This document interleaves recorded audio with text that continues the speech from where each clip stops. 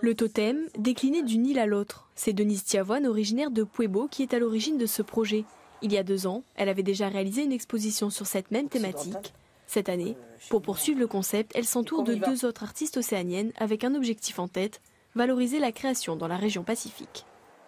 On est des artistes, on ambassade notre histoire, on ambassade pas notre nom, mais notre histoire.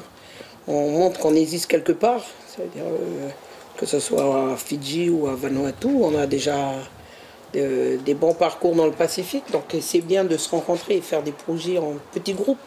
C'est ce qu'on fait, souvent on se rencontre dans les festivals, mais là c'est en petits groupes, c'est intéressant. Parce que là il y a le côté plus personnel qu'on change, comment l'artiste il vit, sa vraie vie, voilà, et comment moi aussi je montre ma vraie vie d'artiste. Juliette Pita est originaire du Vanuatu. Elle a déjà collaboré avec Denise. Quand elle peint, ce sont les coutumes de son île que l'on retrouve sur ses œuvres.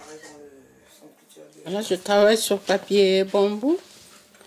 J'utilise l'acrylique et là, je suis en train de dessiner les femmes qui dansent. C'est la danse traditionnelle des Romongo. L'autre artiste, Rea Piblide, est originaire des îles Fidji.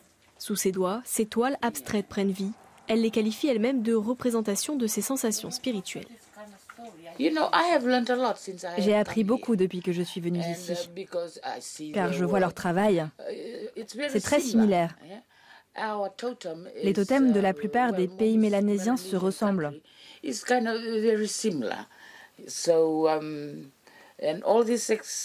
me donne beaucoup d'idées sur comment aborder ce sujet.